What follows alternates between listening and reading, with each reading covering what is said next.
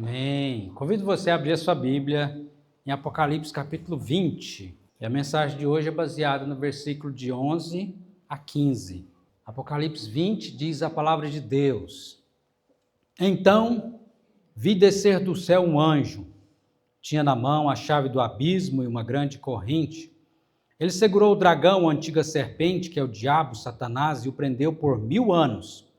Lançou-o no abismo, fechou e pôs selo sobre ele para que não mais enganasse as nações, até se completarem os 1000 anos. Depois disto é necessário que ele seja solto pouco tempo. Vi também tronos, e estes sentaram-se aqueles aos quais foi dada a autoridade de julgar. Vi ainda as almas dos decapitados por causa do testemunho de Jesus, bem como por causa da palavra de Deus, tantos quantos não adoraram a besta, nem tampouco a imagem, e não receberam a marca na fronte e na mão, e viveram e reinaram com Cristo durante 1000 anos. Os restantes dos mortos não reviveram ou não viveram até que se completassem os 1000 anos. Esta é a primeira ressurreição. Bem-aventurado e santo é aquele que tem parte na primeira ressurreição. Sobre estes, a segunda morte não tem autoridade. Pelo contrário, serão sacerdotes de Deus e de Cristo e reinarão com ele os 1000 anos. Quando, porém, se completarem os 1000 anos, Satanás será solto da sua prisão e sairá a seduzir as nações que há nos 4 cantos da terra, Gog e Magog, a fim de reuni-las para a peleja. O número dessas é como a areia do mar. Marcharam então pela superfície da terra e sitiaram o acampamento dos santos e a cidade querida. Desceu, porém, fogo do céu e os consumiu. O diabo, sedutor deles, foi lançado para dentro do lago de fogo e enxofre, onde já se encontra não só a besta, como também o falso profeta. E serão atormentados de dia e de noite pelos séculos dos séculos. Vi um grande trono branco, e aquele que nele se assenta, de cuja presença fugiram a terra e o céu, e não se achou lugar para eles. Vi também os mortos, os grandes e os pequenos, postos em pé diante do trono. Então se abriram livros. Ainda outro livro, o livro da vida, foi aberto. E os mortos foram julgados segundo as suas obras, conforme se achava escrito nos livros. Deu o mar os mortos que nele estavam, a morte e o além entregaram os mortos que nele havia, e foram julgados um por um segundo as suas obras. Então a morte e o inferno foram lançados para dentro do lago de fogo. Esta é a segunda morte, o lago de fogo. E se alguém não foi achado escrito no livro da vida, este foi lançado para dentro do lago de fogo. Queria que você leste comigo o versículo de número 15. Vamos ler juntos o verso 15? E se alguém não foi achado escrito no livro da vida, esse foi lançado para dentro do lago de fogo. Amém. Vamos orar mais uma vez. Peça a Deus que fale ao seu coração através de sua palavra, pelo seu Espírito Santo, em nome de Jesus. Deus querido, Deus amado, como nós carecemos de ouvir, de entender, de guardar a Tua palavra no nosso coração, para não pecar contra Ti. Tende misericórdia de nós, Senhor. Ó Deus, que nós possamos sentir a emoção dessas verdades tão poderosas, tão maravilhosas. Ó Deus, e temor e tremor diante do Senhor, e também a alegria do Espírito Santo por tão grande obra de salvação que o Senhor operou, ó Deus, nas nossas vidas e em toda a face da terra. Louvado seja o teu nome. O Senhor reina e o Senhor venceu o pecado, a morte, Satanás. Louvado seja o teu nome. Assim oramos agradecidos em nome de Jesus Cristo. Amém. Amém. Você está preocupado com a possível terceira guerra mundial?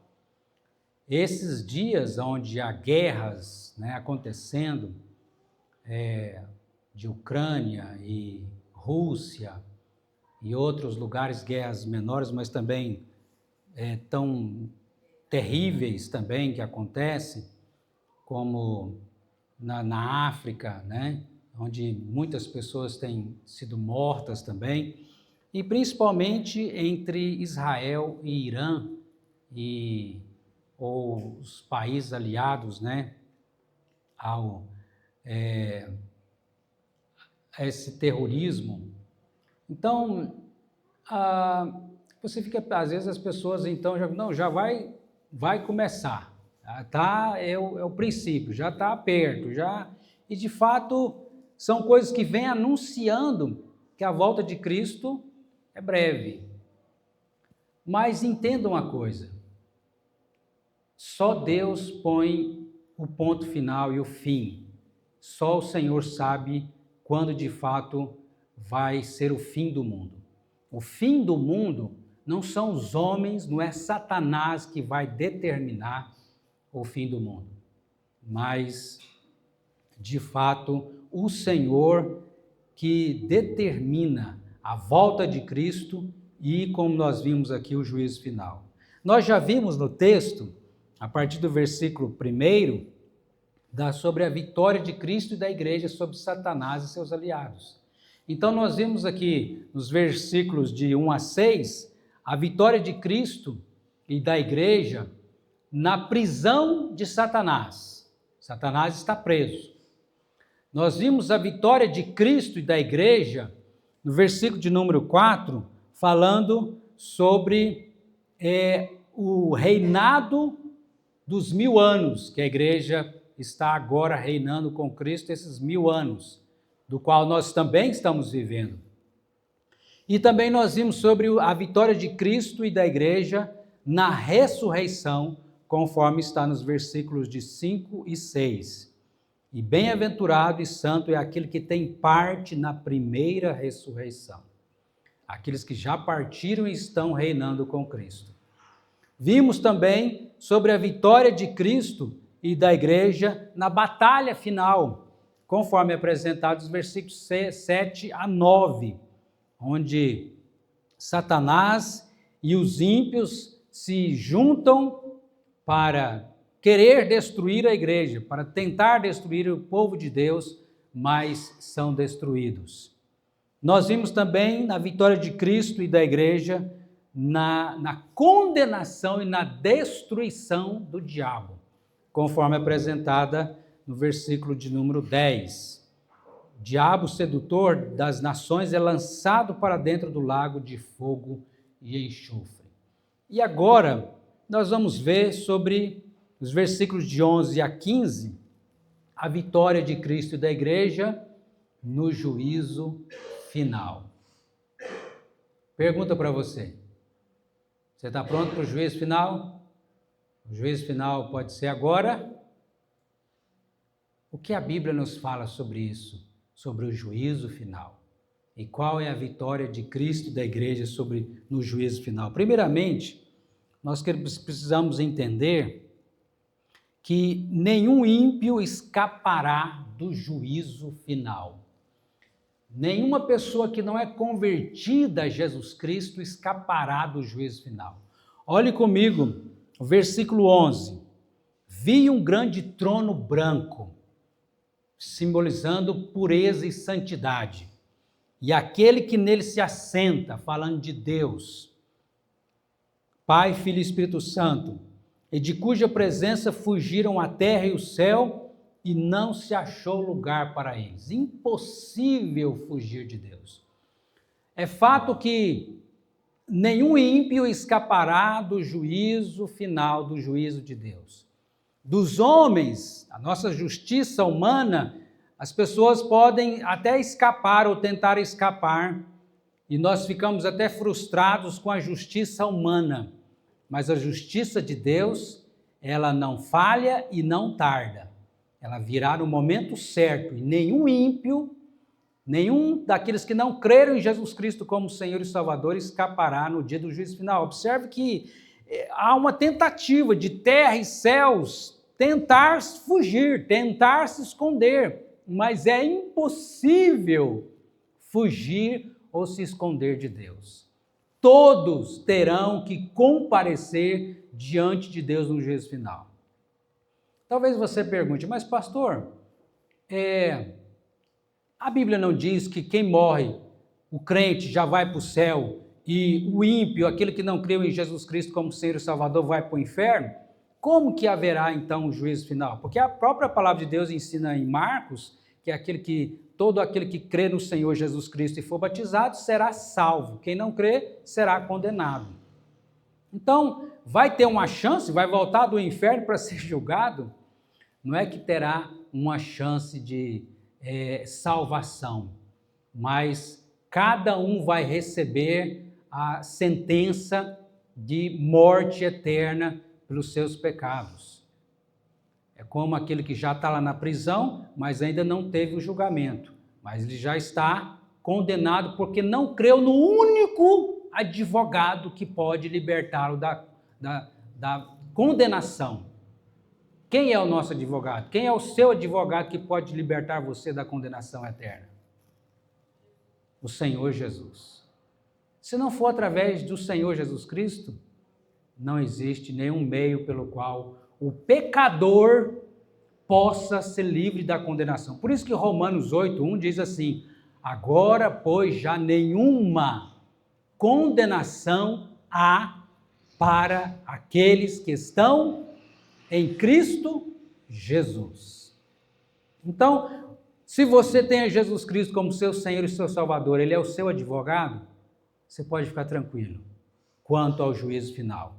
Se você ainda não tem a Jesus Cristo como seu Senhor e seu Salvador, Ele não é o seu advogado, você tem motivo realmente para morrer de medo. Porque caso você morra dessa situação, o que te espera é a condenação, é o inferno. Então, esse é o primeiro ponto. Nenhum ímpio escapará do juízo final. E segundo ponto sobre aqui a vitória de Cristo da igreja no juízo final é que o julgamento é conforme as obras, mas a salvação é pela fé. O julgamento vai ser pelas obras. Mas o julgamento, a salvação é pela fé. E as obras elas não podem nos salvar, mas as obras podem nos condenar. Então, olhe comigo, versículo 12 ao versículo 14.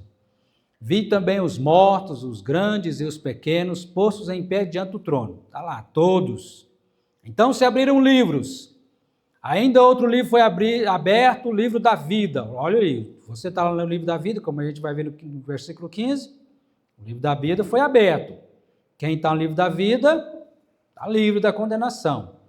E os mortos foram julgados segundo as suas obras, conforme que se achado escrito nos livros, ou seja, tudo está registrado diante de Deus. Aqui uma linguagem figurada para mostrar que não tem como esconder nada de Deus. Deus vê todas as suas obras, os seus pensamentos, os seus sentimentos, Deus conhece tudo.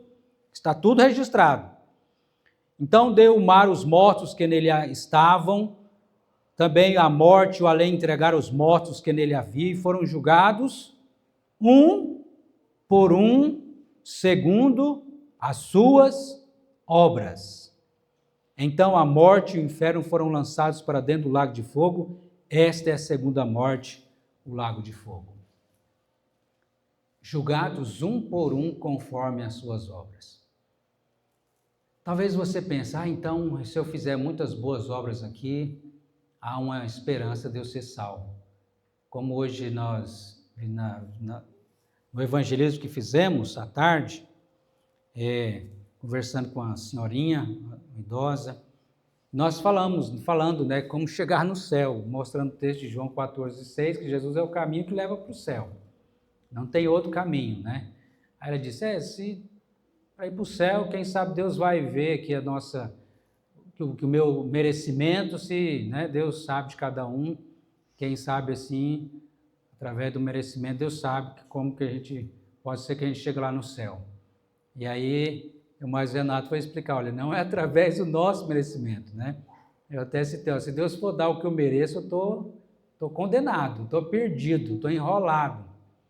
Mas é pela fé em Jesus Cristo, como meu Senhor e meu Salvador, que os meus pecados foram pagos, então eu recebo a salvação, que é um presente. Você não compra um presente, você simplesmente o recebe, e a fé é a mão estendida recebendo o presente da salvação, que Cristo nos deu através da sua morte lá na cruz, pagando nosso pecado. Por isso que a Bíblia é clara em afirmar em Efésios capítulo 2, versículo 8 e 9, porque pela graça sois salvos por meio da fé, e isto não vem de vós, é dom de Deus, não vem de obras para que ninguém se glorie, para que ninguém venha se gabar. A salvação é pela graça, pela fé na obra de Cristo. A única obra que pode nos salvar é a obra de Jesus na cruz. Não é a sua obra, não é minha, não é de nada do que eu faça ou deixe de fazer pode me garantir a salvação.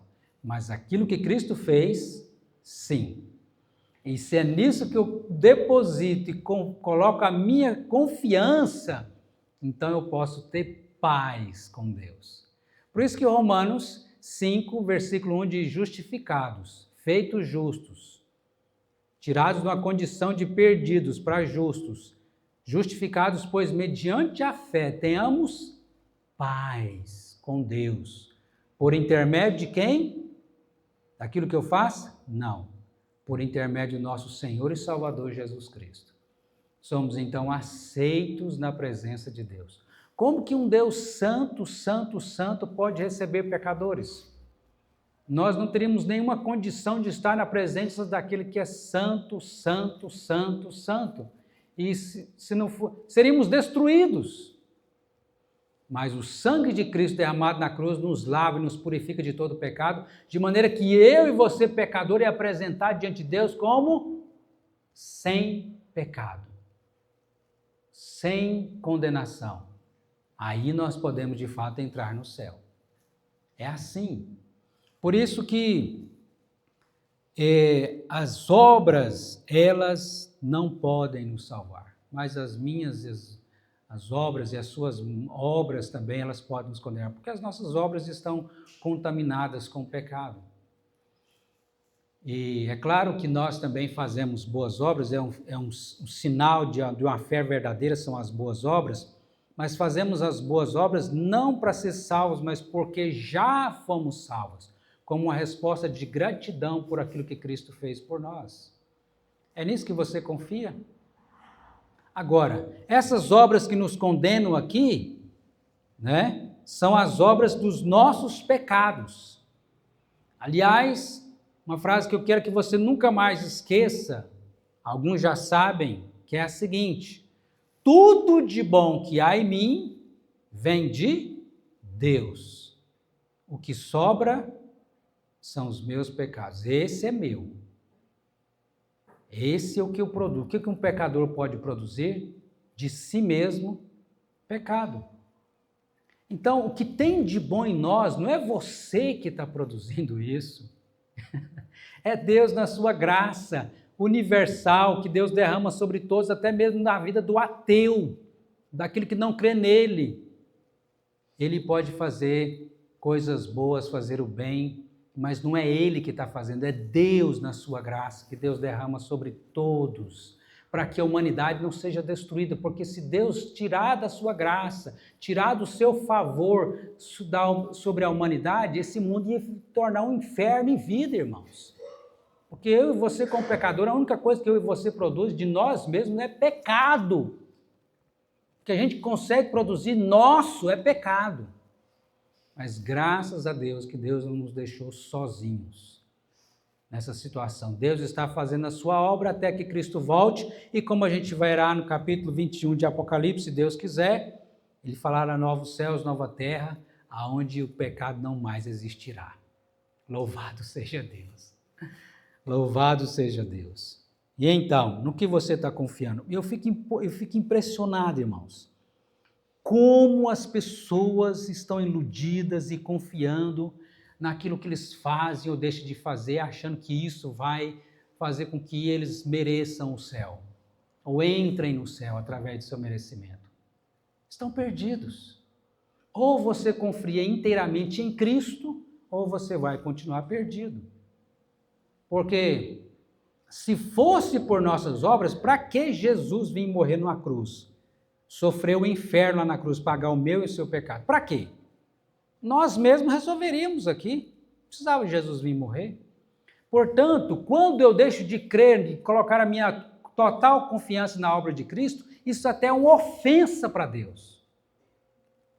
Porque se Deus deu o seu Filho para nos salvar e não existia outro meio pelo qual pudéssemos ser salvos, como que agora eu quero apresentar um outro meio que não seja através de Jesus para a minha salvação? Colocando obras para que eu possa merecer ser salvo ou conquistar a salvação. Impossível. Somente a obra de Cristo perfeita lá na cruz, pagando o meu e o seu pecado, pode nos trazer a salvação. É nisso que você confia? Então você pode descansar em paz. Louvado seja Deus. E por último, a vitória de Cristo e da igreja no juízo final. Felizes dos que têm o seu nome escrito no livro da vida. Olha o verso 14 e 15 comigo. Então a morte e o inferno foram lançados para dentro do lago de fogo. Esta é a segunda morte, o inferno, o lago de fogo. E se alguém não foi achado escrito no livro da vida, este foi lançado para dentro do lago de fogo. Felizes daqueles que têm o seu nome escrito no livro da vida. Seu nome está escrito lá? Amém? Sim. As boas obras não são, mas a falta delas também. Porque quando faltam as boas obras, é porque eu não tenho verdadeira fé. Se eu tenho verdadeira fé, as boas obras vão me acompanhar. Tiago, na sua carta, ele diz: mostra-me a sua fé sem obras, que eu vou te mostrar a minha fé com obras. Mas Tiago não estava confiando que as obras dele iam salvá-lo, mas confiando na obra de Cristo. Porque o cristão, ele vai mostrar boas obras na sua vida. E não é só caridade, às vezes a gente liga boas obras só com caridade, né? As nossas boas obras é toda a nossa vida. Eu saio das más obras que eu vivia, da minha antiga vida de pecador, para uma nova vida em Cristo Jesus. Tudo agora é novo. Bons pensamentos. Meus pensamentos ruins também vão vir, eu tenho que lutar contra eles, para não deixar eles tomar de conta. Bons sentimentos, boas ações, boa obra no sentido de toda a minha vida vivendo para Deus. Mas não confiando que isso que eu estou fazendo é que vai me fazer merecer o céu. Eu não mereço por mim. Cristo é que me salvou. Não sou eu que me salvo. Até tem o texto lá de Lucas, né? Quando Jesus diz: esforçai-vos por entrar pela porta estreita, né? Porque muitos vão procurar entrar e não acharão. Então quer dizer que meu esforço me salva? Não é que seu esforço te salva, mas eu preciso me esforçar para buscar aquele que pode me salvar, que é o Senhor, que me salva, que é o Senhor Jesus Cristo. Está vendo aí como as duas coisas caminham juntas? Fé e obras, e boas obras. Boas obras e fé. As boas obras são a consequência, não a causa da minha salvação. A fé em Cristo Jesus é a causa da minha salvação, da nossa salvação. Amém? Boa pergunta, que Deus te abençoe. Pode participar também, né? Como se a gente tivesse a escola dominical. Coisa bênção de Deus. Não sai daqui em dúvida. Se me perguntar agora, lembrar depois, pastor, eu não entendi assim. Vou ficar muito feliz em você perguntar, seja agora ou seja depois do culto, né? Porque geralmente quando acaba o culto, a gente vai conversar em tudo menos do que o sermão que o pastor pregou. Misericórdia. Essa é a nossa tendência, né? Então, aproveita. Terminou o culto, pastor, eu queria saber se, né, vou saber sobre, entender melhor. É bênção de Deus para nós. Mas voltando então à pergunta, e aí? Seu nome está escrito no livro da vida? Porque quem não tiver escrito no livro da vida, o nome escrito no livro da vida, vai para onde? Vai para o céu? Não. Vai para o inferno. Vai para o purgatório? Não, quem sabe ainda há uma chance. Também não. Vai para o inferno. Como saber se meu nome está escrito no livro da vida? Tem alguma maneira de eu saber, pastor? Me fala. Me socorre. Tem alguma... Como saber se meu nome está escrito no livro da vida? Então, grava aí no seu coração. Se você é um convertido a Jesus Cristo, é porque o seu nome está escrito no livro da vida. Se você se arrependeu de seus pecados e creu em Jesus Cristo tão somente como seu Senhor e seu Salvador, é porque o seu nome está escrito no livro da vida. Amém? Ou seja, você é um convertido.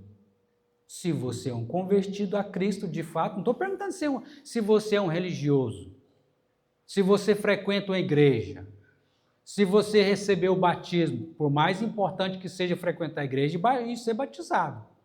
Não estou perguntando isso, porque tem muitos, inclusive pastores e muitos religiosos, que não são convertidos. Jesus, lá em Mateus capítulo 7, ele fala assim, que muitos vão dizer, Senhor, Senhor, mas em teu nome nós profetizamos, em teu nome nós expelimos demônios, em teu nome nós fizemos muitos milagres. E Jesus lhes dirá, nunca vos conheci, apartai-vos de mim os que praticais o pecado. Tem muita gente que está vivendo na prática do pecado, nunca se converteu de fato, de verdade. Era religioso? Era religioso. Estava lá na igreja, né? Frequentando os cultos, mas faltou o novo nascimento. E aí, seja daquele que vem do mundão, como a gente conforme costuma dizer, ou seja, daquele que nasceu dentro da igreja, como eu, todos precisam de passar pela conversão. Ninguém já nasce fisicamente, já nasceu de novo espiritualmente, já como consequência, porque está dentro de uma igreja. Todos precisam de passar pelo novo nascimento, que é a conversão, que é o arrependimento dos seus pecados e a fé em Cristo como Senhor e Salvador. Então, se é um convertido a Cristo, de fato, de verdade, se você é, então é porque o seu nome está escrito lá no livro da vida. Louvado seja Deus. E é bênção do Senhor a gente ter essa segurança e paz. Sabe por quê? Que uma vez que o seu nome está escrito no livro da vida, você pode descansar na paz do Senhor. Deus não vai apagar. Ah, não, fulano fez um negócio errado, não gostei não, vou apagar aqui. Ah, mas bem que eu sabia que ele ia fazer esse erro, ele ia errar, apagar o nome aqui. Aí depois se arrependeu, né? Converteu de novo. Ah, não, então eu vou escrever de novo o nome dele. Vou colocar aqui, tá? Aí novamente, aí pecou, fez o que não presta. Não, gostei não, vou apagar o nome. Não, esse aqui não vai para o meu céu, não. Deus não fica fazendo isso, irmãos. Uma vez que ele escreveu o seu nome, uma vez feito filho de Deus, uma vez convertido, uma vez salvo, para frente, sempre salvo. Nada pode tirar a sua salvação. Só Deus poderia tirar, mas ele não vai tirar porque ele não quer. Ele fez uma aliança eterna com você, ele não fez uma aliança de brincadeira. Jesus não morreu na cruz de brincadeira para te salvar. Ele pagou todos os seus pecados lá na cruz. Então, você pode descansar, né, em paz. Que a salvação começa em Deus, continua em Deus e termina em Deus. para a glória dele. Não é para a glória sua, para a glória minha. Ah, sabe por que eu vim aqui para o céu? Não, porque lá na terra, nossa, eu era gente boa demais. E Deus olhou assim para mim, não, esse aí eu quero no meu céu. Vem para cá, que esse aí é meu.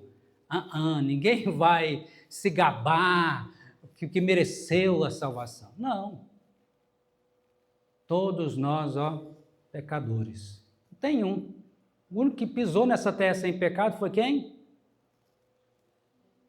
Jesus Cristo. O resto, tudo pecador. Todos. Mas e os santos, pastor? Também, pecaram também. Aliás, Deus chama você também de santo, né? Você foi separado para Ele.